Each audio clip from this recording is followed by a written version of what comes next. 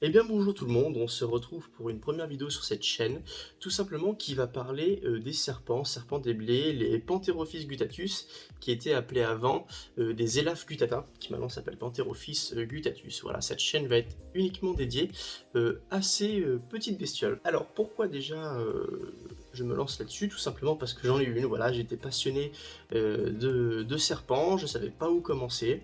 Le but de cette chaîne en fait va montrer quel est mon parcours, mais surtout aussi quel peut être le vôtre, et aussi pour vous rassurer, tout simplement parce que moi quand j'ai débuté, voilà, je veux dire j'aimais bien les serpents, mais j'y connaissais hein, strictement rien du tout, une vraie bille dans tout ce qui était serpent de base. Donc du coup moi mon but ça va être de vous inculquer en fait tout ce que moi j'ai pu apprendre, comment vous, si vous voulez un serpent, vous dire tiens je vais aller sur internet, voilà, comment ça se fait, comment on fait pour avoir un Guttatus, comment on fait pour l'avoir, comment on fait pour l'entretenir, comment on fait pour lui donner à manger, est-ce qu'on peut se faire mordre, etc. Enfin, il peut y avoir plein de questions qui vont se poser, c'est tout à fait normal, je me les suis posées aussi.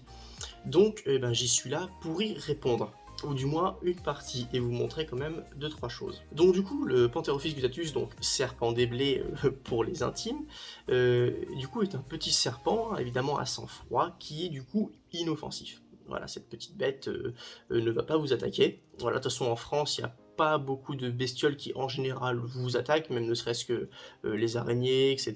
Bon, à part les moustiques, mais ça c'est encore autre chose. C'est vraiment une bestiole très calme. Évidemment, ça va aussi dépendre du caractère de la bête, mais c'est pas la personnalité de base de ce serpent de venir attaquer. Voilà, c'est pas dans sa nature. Voilà. Évidemment, ça attaque ses proies pour manger et pour se défendre. Donc évidemment, si vous lui donnez à manger et que vous avez votre souris juste à côté et qui vous chope le doigt à la place, faut pas lui en vouloir, hein, c'est un serpent, hein, c'est pas Einstein non plus. Donc voilà, c'est un petit serpent des blés qui n'est pas agressif, évidemment, faut aussi le respecter. Parce qu'un serpent, c'est comme un hamster, un chien, un chat, n'importe quoi. Exemple, si il est en train de dormir en journée, tranquille, en train de faire sa petite boule et qu'il dort tranquillement, et que vous lui sautez sur le poil comme ça sans le prévenir ni rien alors qu'il dort, ah bah il va pas être content. Il va vous dérouiller. Enfin, en tout cas, il va essayer. Parce que c'est comme nous. Imaginez, vous êtes tranquillement en train de dormir chez vous, et d'un coup, il y a quelqu'un qui vous saute dessus. Bah, vous lui mettez un taquet. Ou au moins, vous gueulez, quoi. Donc c'est tout à fait normal. Faut aussi les comprendre. Faut se mettre à leur place. Pareil, pendant qu'ils mangent. Voilà, il y a plusieurs petits trucs que je vais vous expliquer après. Par exemple, pour la manipulation du serpent. Il y a plusieurs techniques pour pas se faire mordre, etc. Enfin, c'est des petites techniques toutes simples en fait, des trucs très basiques, mais qu'il faut connaître. Voilà, déjà pour se rassurer, pour se protéger soi, exemple des morsures ou pas tomber, parce qu'il y en a ils peuvent tomber dans les pommes parce qu'ils en ont peur, de se faire mordre, ou ils vont vouloir lâcher, ils vont tomber en arrière. Le serpent, lui, en volant, il va s'écraser au sol, il peut se faire mal, se barrer, stresser, enfin, ça peut être un truc en chaîne, et qui peut par la suite mal se passer, aussi bien sur le court terme que sur le long terme. C'est une bestiole, hein. C'est pas un ordinateur qu'on éteint et le lendemain il sait plus ce qui s'est passé la veille. Bon, un ordinateur se rappelle, mais bon voilà. Donc c'est juste des petits trucs comme ça. Donc déjà, on va commencer par le principal. Un serpent, qu'est-ce qu'il lui faut pour vivre? En tout cas, dans un appartement, une maison, il lui faut une baraque. Mais la nôtre, hein, ça suffit pas. On va pas le mettre comme ça dans une baraque. Donc évidemment, un serpent, ça grandit. On verra après tout ce qui est mu, digestion, on le verra un peu plus tard. On va vraiment aujourd'hui s'attaquer aux bases de la base de la base. Un serpent, aujourd'hui principalement, on va parler terrarium. Voilà, parce qu'un serpent vit dans un terrarium, ne le mettez pas dans un aquarium, ça respire pas sous l'eau. Donc du coup, il faut un terrarium, sauf qu'un serpent des blés, ça grandit. Et ça grandit quand même relativement vite. Moi, quand j'ai eu le mien, enfin je l'ai eu il n'y a pas très longtemps, il y a à peine une semaine, mais tout était prêt, voilà, j'ai pris mes renseignements, j'étais déjà bien chargé avant de l'avoir. Donc du coup, ce serpent, on l'a tout petit, donc déjà quand c'est éclos, ça fait déjà quand même une bonne taille. Bon, c'est pas plus gros qu'un fil de chargeur de téléphone ou un lacet de chaussures, pour ceux qui voient. C'est pas plus gros que ça, mais par contre c'est déjà grand, hein. Ça peut déjà faire à peu près 20 cm en sortant de l'œuf, bon un petit peu moins, 15-20 cm. Mais quand ça naît, voilà, quand c'est éclos, on a déjà une bonne petite taille. Et après, il va y avoir sa première mue qui va arriver dans les jours qui arrivent, et puis boum boum boum, ça grandit avec l'espace des mues, etc. Un développement classique comme nous on a, voilà, nous on a l'adolescence, etc. Enfin, pour nous les humains je parle. Et du coup, bah, les serpents c'est un peu pareil, mais différemment. C'est un métabolisme quand même qui est autre. Du coup, un serpent ça va grandir et généralement ça va finir grand. Ça va dépendre de tout. Parce qu'on peut voir sur internet que ça peut monter de 1m20, 1m40, 1m80. On voit de tout sur internet. Sauf que tout ce qu'on voit sur internet, ce sont des moyennes ou des expériences de tout le monde en fait. Et un serpent, c'est comme les humains. Ça va dépendre, je parle du fait qu'ils grandissent, ça va dépendre en fait de tout. Ça va dépendre de son alimentation, ça va dépendre de son habitat, de la température, de ses gènes aussi, s'il est pas moitié grand, s'il est petit, etc. Donc c'est pas parce qu'on achète une Pantherophis guttatus et qu'on se dit ah tiens ça mesure 1m40, 1m60 quand c'est grand, donc le mien fera ça, ah je comprends pas, il fait pas cette taille là. C'est propre à chacun. Comme il y en a par exemple vos parents, admettons, vous pouvez avoir vos deux parents qui font 1m70, mais vous, à taille adulte, vous ferez 1m50 ou 1m90. Voilà, c'est pas quelque chose de fixe en fait. Les serpents, les tailles peuvent varier. Mais là, on va du coup parler du terrarium, parce que c'est lui aussi qui va déterminer beaucoup de choses. Parce que si vous avez un petit terrarium, mais un très grand serpent, bah ça va vite être compliqué. Pour commencer, il y a plusieurs écoles. Soit vous achetez déjà un grand terrarium. Exemple, un terrarium de 120. Voilà, 1m20 de large, après ce que vous voulez en longueur et en hauteur, après pour l'instant on va dire peu importe, parce qu'après plus on va prendre large, plus ça va être long et haut, mais surtout principalement la largeur, parce que le serpent, hein, lui, il va pas grandir en diagonale, hein, principalement il va rester au sol. Donc, puisque c'est pas un très grand grimpeur, bon certes il grimpe aux branches, mais bon, il va pas faire ça non plus tout le temps, il aime bien rester au sol. Et on verra aussi après pourquoi, surtout quand c'est jeune. Il va falloir deux écoles, soit au début vous achetez un petit terrarium, de la taille en fait du serpent, enfin un petit peu plus grand que le serpent quand même, si votre serpent il fait 20 cm, achetez pas un carré de 20 cm. Donc au départ un petit terrarium, exemple un 60, voilà, un 60 de large, vous pouvez faire comme ça, mais du coup ça va générer des frais supplémentaires par la suite, parce que quand votre serpent va grandir, il va falloir que votre terrarium grandisse aussi.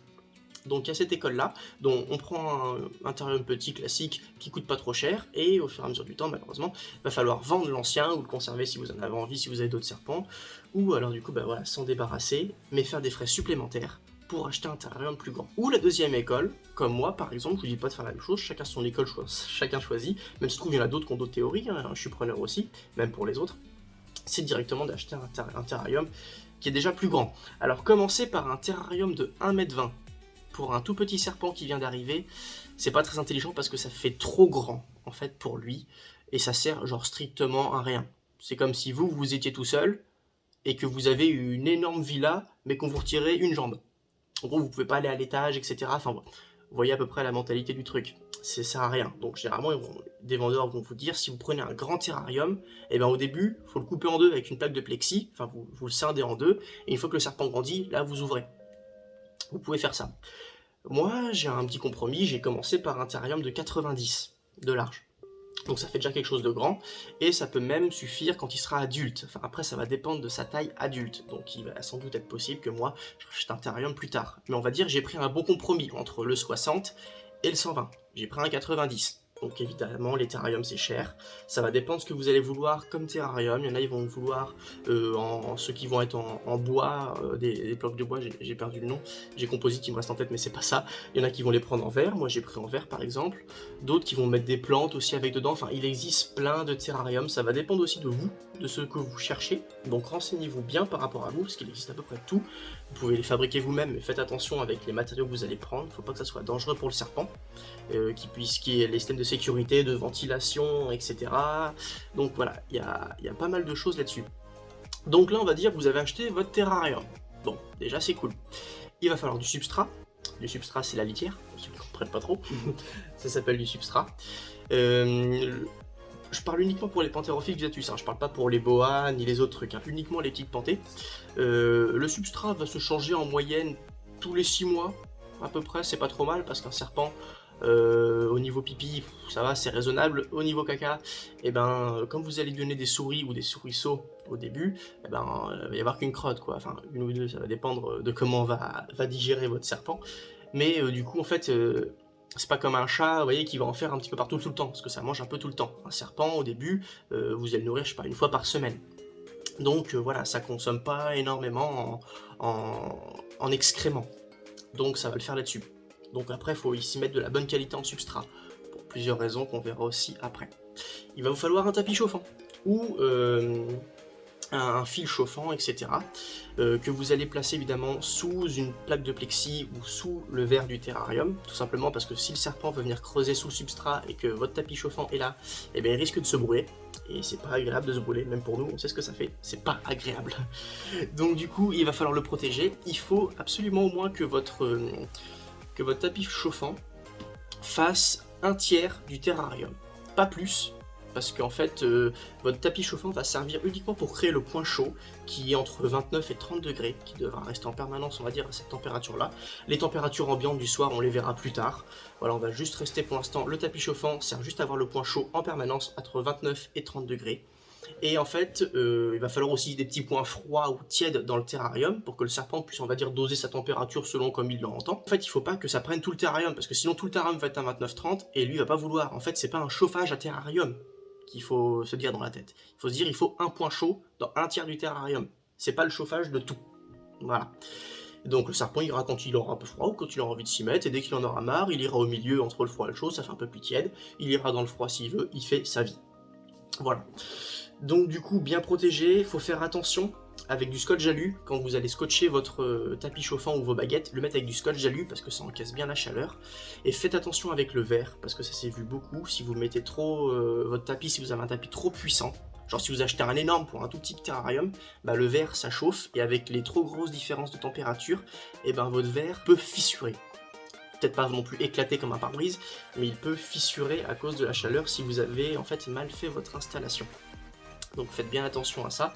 Renseignez-vous, en gros, achetez le tapis une fois que vous avez le terrarium. Ou vos baguettes, peu importe. On sait que les baguettes, enfin les fils chauffants chauffent généralement assez costaud. Évidemment, il va falloir de la flotte, faut bien qu'ils boivent un coup à un moment donné. L'eau, faut la changer tous les jours, au mieux de tous les 2 jours. Voilà, ça peut pas être trop mal. En ce moment, là, on est en août, début août, en France, 2022, c'est la canicule. En ce moment, il fait à peu près très chaud en France. Même chez moi, il fait chaud. J'ai pas forcément de clim à part des ventilateurs. Bon, le but, c'est pas que le serpent soit en Antarctique, mais voilà, il faut quand même que ça puisse se faire, donc il faut qu'il puisse boire, se rafraîchir. Ça peut servir au moment où il mue pour se lubrifier. C'est plus à l'eau tiède qui est préconisé, mais bon, c'est autre chose. Juste pour qu'il boive, voilà, il faut de l'eau. Et qu'il faut pas que l'eau verdisse, donc faut pas la laisser stagner une semaine. L'eau, si ouais, elle peut être changée tous les jours, c'est bien, c'est recommandé. Tous les 2 jours, c'est pas trop grave. Par contre, au-delà de 3 jours, vaut mieux éviter, voilà, faut que l'eau soit quand même assez propre, même pour lui, c'est plus agréable de boire de l'eau propre, hein. Nous, si je prends un verre d'eau et que je le laisse 3 jours dans le salon et que je le bois après, bah, l'eau, elle sera un peu dégueulasse. Bah voilà, les serpents, c'est à peu près pareil. Alors vous allez me dire, oui, dans la nature, ils prennent ce qu'il y a, oui, sauf que là, votre serpent, il n'est pas dans la nature, il est domestiqué. Donc autant lui apporter une qualité de vie, parce que si vous le lavez, c'est pour en prendre soin et lui donner une qualité de vie. Donc voilà, et franchement, généralement les récipients pour les serpents sont pas non plus énormes, vous n'allez pas mettre 3 litres de flotte par jour. Voilà, faut aussi dire voilà ce qui est. Évidemment, il va lui falloir un petit peu de décor, parce que si vous mettez juste une gamelle d'eau, du substrat et le tapis chauffant, bah, il va vite s'embêter votre serpent. Surtout qu'en serpent, pareil, les longévités de vie, et ben c'est selon tout, c'est comme les chiens, les chats, il y en a ils vont vivre moins que l'espérance de vie, de vieillesse, enfin ils vont mourir moins que l'espérance de vie de base, d'autres qui vont mourir plus longtemps, d'autres dedans, donc les serpents ça va être pareil, ça va être selon la qualité de vie, selon s'ils chopent des maladies, comment ils sont heureux, etc. Donc ça va dépendre de beaucoup de choses, mais sinon, si vous suivez Google et tout ça, ça peut vous dire que ça vit entre 15 et 20 ans, d'autres ils vont vous dire ça vit 8 ans, enfin... C'est extrêmement varié ces moyennes parce que ça dépend encore une fois du serpent et de comment il va vivre. Évidemment, si votre serpent, votre Gutatus, meurt au bout de 2 ans, c'est peut-être pas trop la vieillesse, hein, c'est peut-être qu'il a eu un problème. Donc voilà sur ce point-là. Donc il va lui falloir de la décoration. Donc exemple des branches, des pierres, des cachettes, il va lui falloir. Donc en animalerie, ils vont pouvoir vous dire qu'il va lui falloir une cachette au point froid, une cachette au point chaud, etc. C'est ce que j'ai fait, voilà, donc faut lui mettre des petites cachettes, parce que voilà, un serpent ça se cache, en général, ça passe pas son temps dans les rues à faire hey, « salut toi aussi tu vas faire des courses », non, ça aime bien se planquer, se terrer gentiment dans son petit truc, ça aime bien être tranquille, donc il lui faut des planques, au moins 2, voilà, au point chaud, au point froid, ou au point tiède, vous voyez comme vous voulez, au point froid parce que voilà, il peut se mettre tranquille où il faut, au point chaud, bah voilà, il fait froid, il veut aller se mettre au chaud, tiens, pouf, il y a une planque à ce niveau-là, il est bien, nickel. Et après la déco, bah, je vais dire c'est selon vous ce que vous voulez mettre. Ça sert à rien de trop charger non plus, parce que bah, il peut y avoir, si vous installez des trucs mal, bah, ça peut tomber, l'écraser, des trucs tout simples comme ça. Après vous, si vous voulez l'attraper dans le terrarium, des fois c'est plus compliqué de venir mettre ses mains ou le crochet pour venir le chercher, l'extirper. C'est quand même beaucoup plus compliqué à ce moment-là. Et aujourd'hui, surtout, ça va être aussi le nourrissage, du coup, le premier nourrissage de mon Pantherophis. Donc du coup, je vais vous montrer ce que je lui achète. Donc évidemment, c'est que de la souris. Hein. N'achetez pas à vos Pantherophis des coccinelles, des gendarmes, ou des mouches, ou n'importe quoi, ou ne donnez pas des fleurs, ou de la bouffe pour chien. Il y en a qui peut essayer, je suis sûr qu'on a déjà essayé, mais ne le faites pas. C'est pas trop préconisé. Et franchement, des souris, des souriceaux, ça coûte un prix, mais vous n'allez pas le nourrir tout le temps. Et je vais vous donner après la courbe, moyenne évidemment, des nourrissages du serpent. Pour le nourrissage du serpent, je me suis fait un petit schéma, en fait c'est aussi une moyenne, après chacun, il y en a qui vont dire oui mais non, moi je l'alimente plus une fois par semaine, là plutôt deux parce qu'il en demande plus, c'est propre à chacun. Je vous le rappelle, c'est propre à votre serpent de ce que lui a besoin. Là, c'est une moyenne en général que je vous mets si vous voulez débuter, pour vous faire un petit mémo technique, ou vous dire, ah voilà, c'est plutôt dans cette fréquence-là qu'il faut que je le fasse, et ensuite, je m'adapte par rapport à mon serpent. Donc, principalement, l'alimentation va gérer sur les 2 premières années, là où c'est le plus important. Alors, prenez des notes. Entre 0 et 4 mois, il faut le nourrir tous les 5 à 7 jours, à peu près. Je vous montrerai après les doses qu'il va falloir, je veux dire en termes de souriceaux, parce que ça va dépendre aussi d'un truc. Ensuite, de 4 mois à 8 mois, ça va être tous les 7 jours. Donc là, voilà, pendant les 8 premiers mois, ça va être à peu près la même chose. Ensuite, de 8 à 12 mois, ça va être tous les 7 à 10 jours. Donc on va commencer à élargir. Donc voilà, plus le serpent grandit, plus on va élargir les repas. Mais du coup, plus il va lui falloir des proies un peu plus grosses ou lui en donner un peu plus. Ensuite, de 1 à 2 ans, donc là on étale sur une année après, c'est tous les 15 jours. Voilà, donc je répète, c'est propre à chaque serpent, à ce qu'il demande, etc. Et ensuite, pour tout ce qui va être au-delà de 2 ans, au-delà de 2 ans, ça va être une fois par mois. Tous les 15 jours minimum. Vraiment minimum. Faut pas lui en donner trop, de toute façon, il recrachera. S'il a pas faim, de toute façon, il va pas vouloir ces genres de serpents-là. C'est pas un peu comme certains chiens ou certaines espèces de... on va dire comme les hamsters, tout ça, qui, on va dire, par exemple, peuvent... plus il y en a, plus ils vont se gaver, en fait. Bon, oui, ça vous allez me dire, les hamsters, ça fait des réserves. Mais il y a des animaux, je sais plus lesquels, je sais plus si c'est des chiens ou des trucs comme ça, qui en fait, tant qu'il y a de la nourriture, ils vont prendre, en fait, jusqu'à crever tellement ils sont énormes. Donc les serpents, c'est pas trop ça. S'ils ont pas faim ou s'ils sont pas en forme, ils vont laisser le truc. Donc des fois, voilà, c'est des chiffres de base pour vous donner un ordre d'idée, mais voilà, c'est propre aux serpents.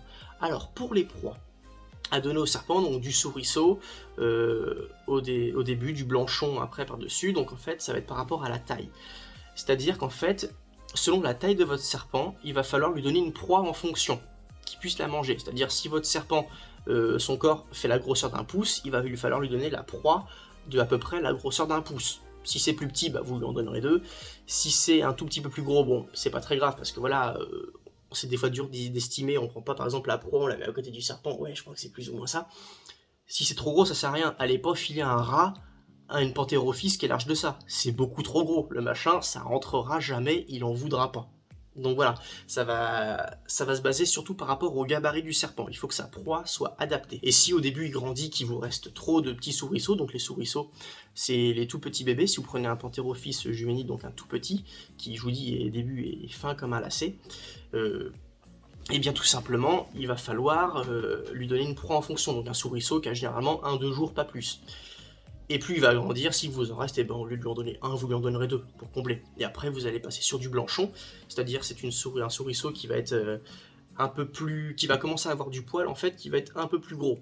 Et de toute façon, en animalerie, moi je prends tout ça en animalerie, le grammage est indiqué dessus, la taille de la souris est indiquée dessus, et de toute façon, vous avez les gérants, les vendeurs qui sont là, vous pouvez leur demander, n'hésitez pas à venir avec une photo de votre serpent, en grosseur, avec quelque chose à peu près pour voir la taille, pour avoir une référence réelle de gabarit du serpent. Et là, il va vous dire, ah oui, là, vu la taille, il a quel âge votre serpent, donc c'est plus adapté de prendre ceci ou cela. Mais après, vous allez voir, ça va se faire tout seul. Voilà, c'est juste histoire d'avoir le petit truc. Une digestion d'un serpent, pareil, ça va dépendre de votre serpent, la température, etc.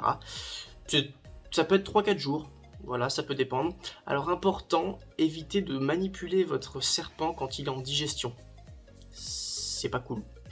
Ça l'emmerde. Je m'en fous pour YouTube, ils peuvent me démonétiser, je gagnerai jamais de fric avec ça. Mais voilà, ça les fait chier, hein, clairement, d'être manipulés pendant la digestion. C'est comme si vous avez mangé une grosse choucroute, hein, vraiment vous avez chargé la panse, et que par la suite on vous prend et on vous secoue, on vous secoue. Bah là vous allez pas être content. Bah le serpent c'est pareil. Voilà. Quand on se dit bah tiens le serpent comment il va réagir si je fais ça? Partez de la logique. Est-ce que d'après vous en règle générale, même si vous n'êtes pas un serpent, est-ce que c'est cool pour un serpent si on fait telle ou telle chose au moment où il fait ceci ou cela? Voilà, principalement cette logique. S'il dort et que vous le réveillez, que vous allez le prendre et le secouer dans tous les sens, eh bien il va attaquer, c'est logique. Si pendant la digestion vous le prenez, vous le secouez dans tous les sens, droite gauche, il va vous niaquer ou il va vouloir se tirer, c'est logique. Maintenant, instant manipulation. Alors instant très important, la manipulation avec le serpent, parce que ces serpents, oui, se manipulent. Bon, on va pas les manipuler comme un chat non plus, 3 heures par jour, c'est pas la peine, il va pas trop être fan non plus le serpent. Mais il se manipule, et ça c'est cool, parce que moi aussi c'est ce que je voulais, avoir une bête, avoir un reptile que je puisse manipuler, surtout c'est que c'est un serpent, c'est pas un chat, un oiseau, ou un teckel quoi.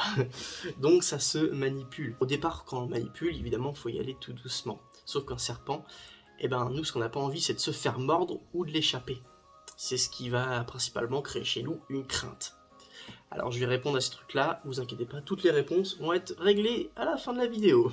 Et après on va arrêter sur cet instant manipulation. Pour la manipulation, ce qu'il faut évidemment déjà, il faut impérativement que vous soyez propre.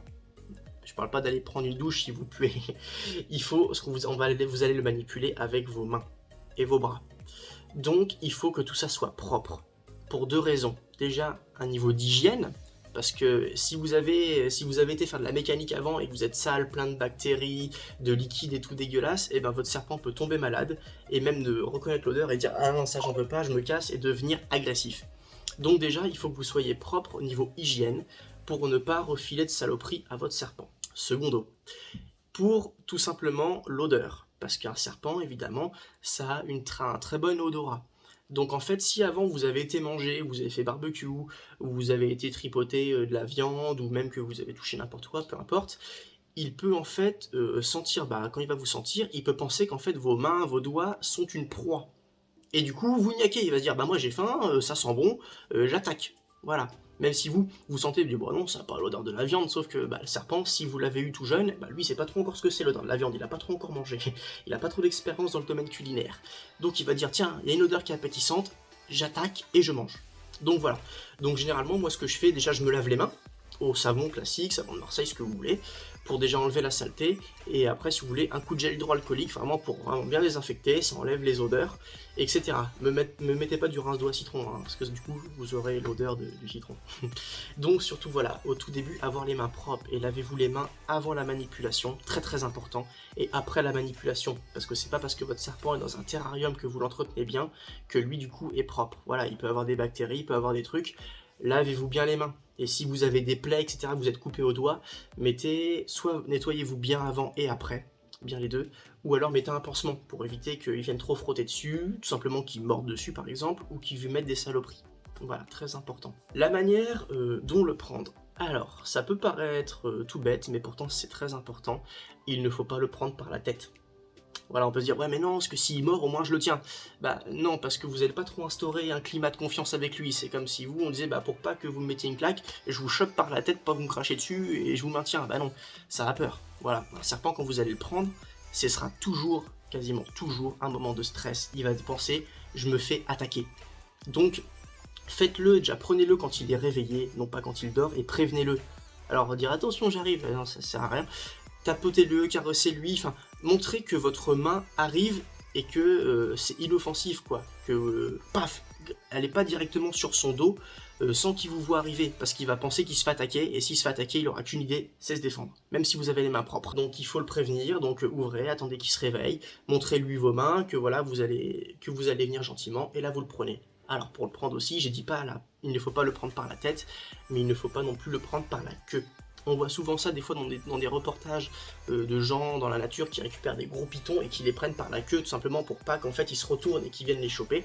Mais en fait au niveau de la queue il y a leur sexe.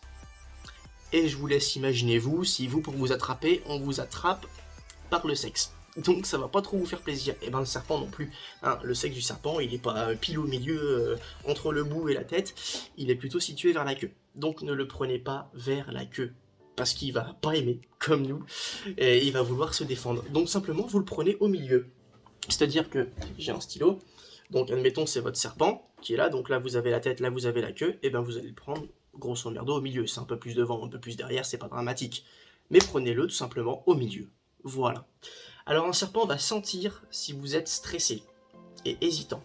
Et là, l'hésitation, justement, va être très compliquée, parce que des fois, on va vouloir y aller, on va dire « Ah, allez, je te prends, allez, attends, je vais essayer de te prendre », et en fait, s'il va avoir des hésitations, en fait, des trucs qui se dirigent vers lui, il va penser, en fait, que c'est un prédateur qui essaye justement, de l'intimider, qui essaie de le déstabiliser. Et il va dire « Tiens, je me fais attaquer, il y a quelque chose qui essaie de me niaquer, voilà, qui y va pas, qui essaye de me tester. » Donc du coup, dès que vous allez y aller, il va vous attaquer, parce qu'il pense que voilà, vous n'êtes pas sûr de vous, donc il pense que c'est une proie qui est en train de jouer, enfin un prédateur qui est en train de jouer avec lui, et du coup c'est légitime, il va vouloir se défendre. Donc il faut être sûr de vous, faut pas non plus y aller, voilà, d'un coup comme ça. On y va progressivement, pouf, on le prend, et puis c'est fini. Et on le pose, on le retient, parce qu'au départ il va vouloir essayer de se tirer, c'est un stress comme je l'ai dit. Il va sentir aussi si vous êtes stressé, ça ressent beaucoup les choses, hein, si vous avez des mains moites, que vous tremblez, il va se dire, oh là, en plus le truc où il m'a mis, là où je suis posé, c'est pas trop stable, qu'est-ce qu'il va faire? Voilà, il faut être souple et sûr de soi. Alors au début, c'est pas facile. Moi au tout début, pareil, il a essayé de me chiquer. Sauf que comme je vous ai dit, le mien, il avait à peine un mois. Enfin, il a à peine un mois. Donc quand il essayait de me chiquer, la tête, elle est grande comme ça. La bouche, elle sauve pas de grand chose. Les dents, c'est même pas des dents de lait. Enfin, des crocs, hein, vous comprenez. Donc ça sent rien. C'est comme si en fait il tape tout simplement avec ses dents. Donc c'est comme si vous faisiez ça en fait, ça va juste vous surprendre. Il y a aucune, vous n'aurez pas des gros crochets qui seront plantés dans vous, déjà ça n'a pas de crochets comme ça fait des traces un peu comme des traces de dents. Et il va juste vouloir taper en fait. Mais en fait là faut le calmer, donc il faut y aller gentiment. Donc toujours 2 points d'appui, quand vous allez l'avoir, voilà, faut le gentiment, voilà, l'accompagner comme de la façon dont il va se déplacer.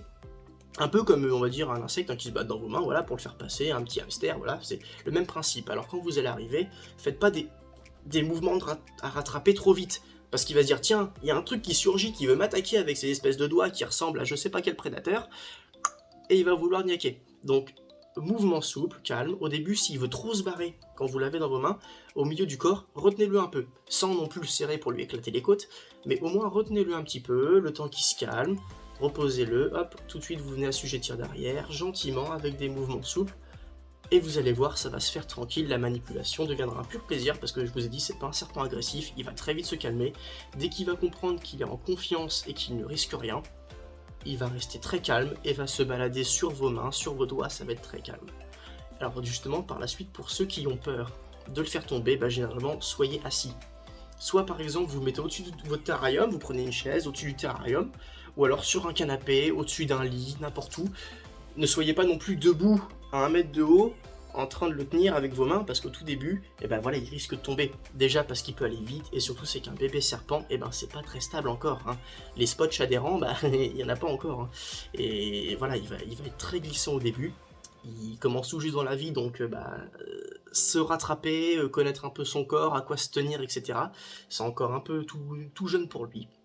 Donc ça va être un peu compliqué. Donc à des moments, vous allez l'avoir, il va être entortillé sur votre bras, puis d'un coup, il va basculer d'un côté, il va glisser. Donc soit vous êtes toujours prêt en fait à le suivre comme ça, on va dire le long de votre main, au cas où il tombe, pouf, il tombe dans votre main, ou alors au-dessus d'un canapé, etc. Donc voilà, au tout début, ça glisse et ça tombe. C'est comme tout le monde, hein. Des fois on court, on se vautre. Voilà, un serpent, c'est exactement pareil. Au début, ça se vautre. Donc voilà à peu près. Si vous avez des questions, n'hésitez pas, parce qu'évidemment, il y a beaucoup de choses à dire au début. Je vais refaire des vidéos en face du terrarium pour vous expliquer mieux. Là, c'est vraiment une vidéo d'intro qui est chiante et longue. Mais voilà, si au moins c'est des petits trucs à avoir en plus. Il y a forcément des choses que j'ai oublié de dire, des précisions qui sont pas juste au millimètre, comme je vous ai dit, par rapport aux tailles, par rapport au nourrissage, des trucs que j'ai pas forcément encore adoptés, mais ça va venir dans de prochaines vidéos. N'hésitez pas à poser vos questions, j'y répondrai en commentaire ou dans une vidéo assez prochainement. Parce qu'évidemment il y a beaucoup de choses à dire sur ces choses-là, et des choses très importantes comme par exemple les températures, le nourrissage, parce que si vous ne donnez pas à manger, en fait il meurt, tout simplement. Les agressivités des serpents, évidemment il y a des moments où il va être agressif. Pourquoi? Je parle pas de la manipulation, je parle en général. Il va y avoir des moments où il sera agressif, faut savoir pourquoi il est agressif, vous dire que c'est normal, etc. Les chiens disent oui, c'est l'ému. Oui, exactement, il y a ça aussi. Il peut y avoir les maladies. Enfin, il y a beaucoup de choses. On va tout voir. Et je vais tout faire pour que vous soyez vous aussi un bon débutant en Pantherophis gutatus comme moi je le suis. Et ben du coup, je vous laisse avec ceci. Il y a déjà eu pas mal d'informations. Va falloir faire du traitement là-dedans. Et puis, on se retrouve dans d'autres vidéos sur le Terra et sur le serpent. Ciao.